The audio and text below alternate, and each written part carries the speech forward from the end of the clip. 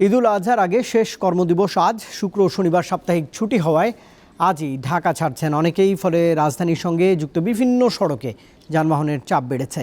ঘরমুখো মানুষের খবর জানাতে এই মুহূর্তে গাবতলী থেকে সহকর্মী মেহেদি হাসান যোগ দিয়েছেন।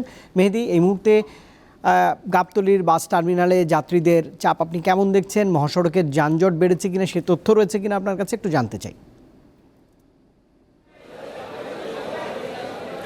রুবায়েত, আপনি যেমনটি বলছিলেন, আজকে সরকারি চাকরিজীবীদের পাশাপাশি শিক্ষা প্রতিষ্ঠান, বিশ্ববিদ্যালয় এগুলো কিন্তু ছুটি ঘোষণা হয়েছে এবং এরপর থেকেই আসলে বাড়ি ফেরার যে একটা প্রবণতা, এটা কিন্তু আসলে যাত্রীদের মধ্যে বেড়েছে। তবে গাবতলী বাস টার্মিনাল পদ্মা সেতু হওয়ার পর থেকে কিন্তু তুলনামূলক চাপটা একটু কম থাকে। যদিও আজকে থেকে আসলে কাউন্টার বা পরিবহন সংশ্লিষ্ট যারা রয়েছেন তারা কিন্তু আশা করছিলেন যে আজকে থেকেই, এই সন্ধ্যা থেকেই মূলত যাত্রীর চাপটা তারা পাবেন এবং তাদেরকে সামলাতে হবে। কিন্তু এখন পর্যন্ত আসলে সেই যে পুরনো ঈদের চাপ, এই চাপটা এখন পর্যন্ত কাউন্টার যারা বসে আছেন তারা এখন পর্যন্ত পাচ্ছেন না।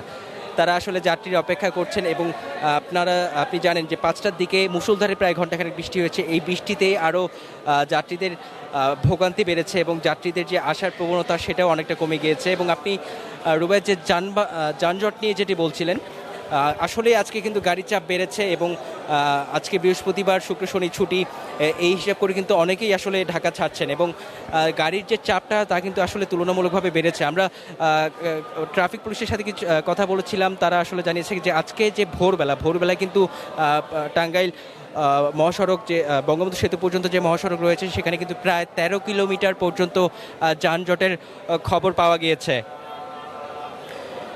এবং রুবায়েত, এখন পর্যন্ত আসলে কাউন্টার কর্তৃপক্ষ যারা বলছেন যে যাত্রীর তেমন চাপ এখন পর্যন্ত তারা পাচ্ছে না। তবে তারা আশা করছেন যে রাত 8টার পর থেকে এবং আজকে রাতের পর থেকে আসলে যাত্রীর চাপটা পরিপূর্ণ বাড়বে।